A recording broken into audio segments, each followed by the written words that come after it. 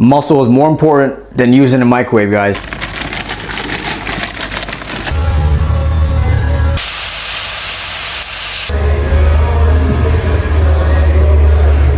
There's been zero research that gives significant proof that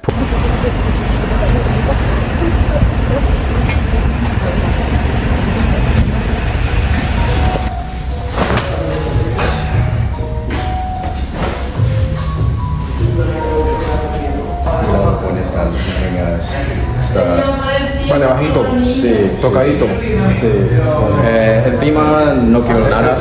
Solo degradable. Sí, habla mucho más, muy alta. Muy alta. Ok.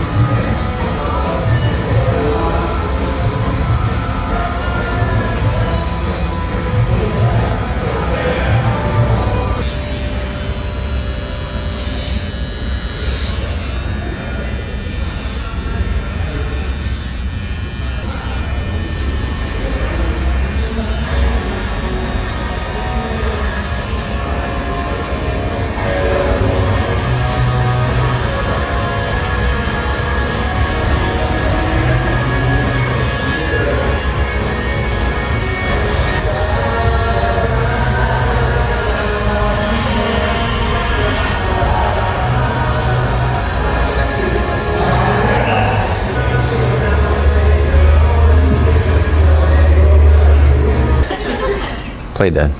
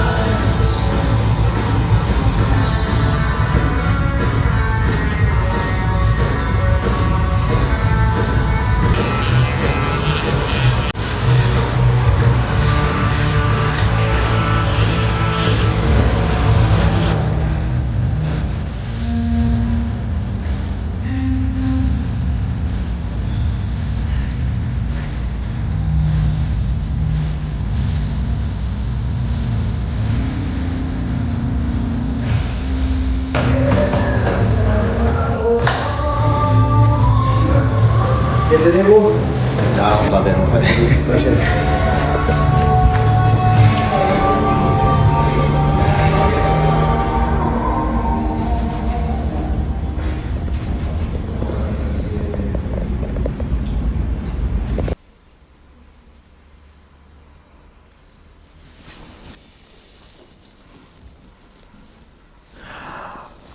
This is your friendly neighborhood chiropractor living the bodybuilding lifestyle. And as you guys just saw, I just got a haircut and this is how everything is looking today. Got the sides done. Got the line all set up there. I told him to leave the top because I'm still trying to grow my hair after another barber absolutely cut way too much of my hair. So I'm slowly growing my hair back at the top. So he left all of that. Got the sides, got the beard lined up, and I think I'm looking pretty good. I'm back to being that friendly neighborhood chiropractor. So now it's time to meal prep. I got ground beef and turkey, and I'm going to add this sauce to it. Just add a little bit of acidity to the sauce. Excuse me. I got this sauce, tomato sauce, just to add a little bit of acidity to the meals. And before we meal prep, I actually need to eat. I'm a little bit behind schedule on my meals because I had a busy morning, including that haircut. But now it's time to eat and then we meal prep. Now, as you guys see, I do use the microwave a lot for my meals. I meal prep, then I put in the fridge, and then I microwave them.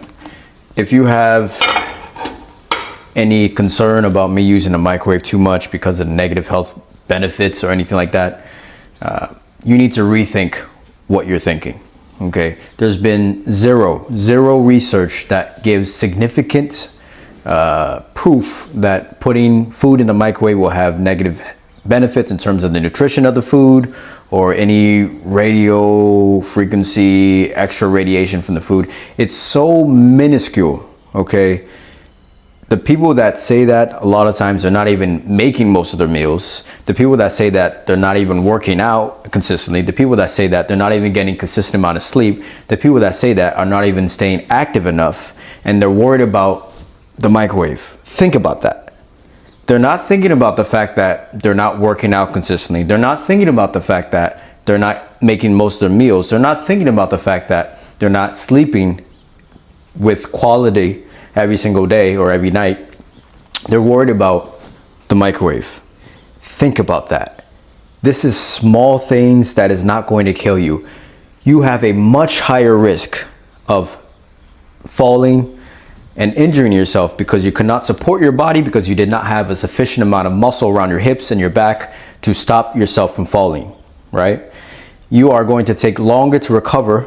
You're going to take longer to recover from surgeries, injuries, if you do not have a sufficient amount of muscle. Why is muscle so important, right? When you get injured, the amino acids in the muscle, because amino acids create protein, and then protein is used for strengthening and recovering your muscle. So your body goes back to the basic form of the protein, which is amino acids. It takes some of that from the muscle and uses it to actually allow you to recover and recover faster in general. So when you get injured, your muscle is actually a reservoir. It's a bank that your body can use to allow you to heal and recover faster from any injuries. Also, your immune system uses amino acids as well. So you can get better faster if you get sick from any illness, okay? The microwave is the least of your worries, okay? There's no significant research that shows that a microwave will reduce the quality of the food to any statistical significance. So don't worry about using the microwave, I promise you. Now, if any of you have any proof that that's false or I need to be careful about the microwave, send me all that research, okay? But if you have a research article that has a population, in other words, the amount of people that they use for the research is just 5 people, that's not statistically significant. 10 people, that's not statistically significant. It has to be a substantiated amount of people and a substantiated amount of time, weeks, months, years, to have the proof that you're telling me that the microwave is bad for you, okay? So I'm gonna microwave my food, eat, and then we meal prep.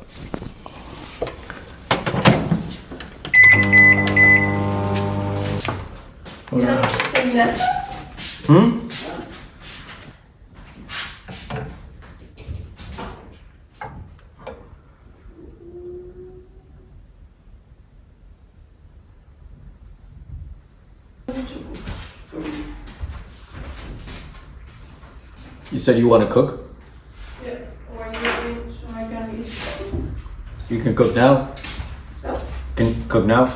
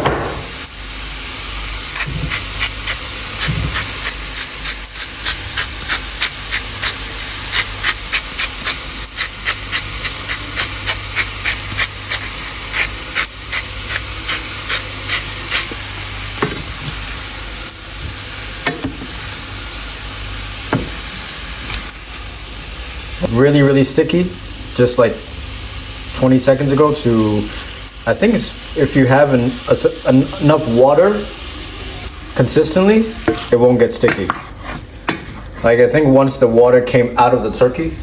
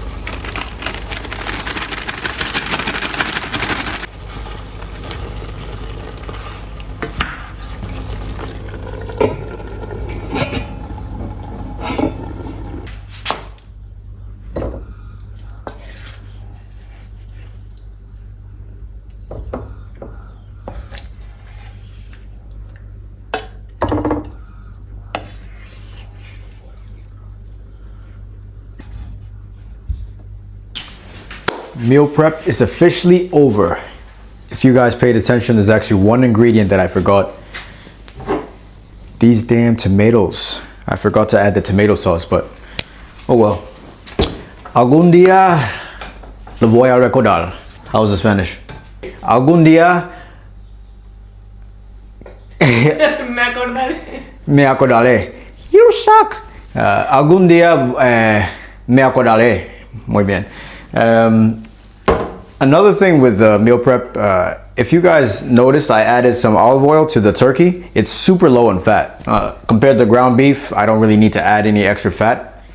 But with the turkey, it is really low in fat, and I do want to have some amount of fats in my diet for all my meals. So I drizzled a little bit of the olive oil just to add more. It has 2.9 grams of fat per 100 grams for the turkey. So it's really, really low in fat. And to add a little bit more flavor with the olive oil, it's also a great addition. So hope you guys enjoyed the video. You guys saw me get a haircut. I'm actually going to add the barber's Instagram and the location for the shop on this video. So you guys, if you're interested to get a different place to get your haircut, you can go there. And you guys saw the meal prep all done. It was done in 45 minutes, maybe less. So that's super fast. The one thing you guys, I'm sure, have a big problem with is staying consistent with meal prep. Working out is already hard enough. In my opinion, meal prep is even harder to stay consistent with. But if you guys have a system to figure out how to make your meal preps faster, like I started, it took me 1, maybe even 2 hours when I first started meal prep because I had no idea what I was doing. I didn't know how to be efficient. I didn't know what to do first. Should I do the carbs first, the protein first? Should I heat this up? Should I do that? I didn't know what ingredients I needed, but now I have a system. I know what macros I need. I know what ingredients I need. I know how to cook it to make it as efficient as possible. And that's the best trick you can have for meal prep. Another thing with meal prep, in my opinion, if you're not going to compete in any sort of bodybuilding division, I don't really think you need to weigh the food. I usually just eyeball it and measure out what I think is about the same for all of my meals. And I'm more or less having the same amount of macros during the whole week anyways. Now, if I'm doing a bodybuilding prep, I will measure out how much rice or how many carbs, how much protein in each meal to make sure I'm having the same amount daily, because in those low amount of macronutrients, when you're dieting down and losing more and more body fat, you're going to need a sufficient amount of protein and carbs and nutrients in general for every day, because you're already hungry, you're already starving. Just 200 grams or 100 grams of a difference between each day can actually feel mentally different. So that's a good time to actually weigh your food, like your coach is probably telling you to do. But yeah, just a little tip for that. And another underlying theme for the day: muscle is more important than using a microwave, guys. Microwave is not gonna do anything for negative health benefits. Muscle over microwave, remember that, okay? Now, like I always say, hope I see you guys at the squat rack and in the kitchen. Cheers.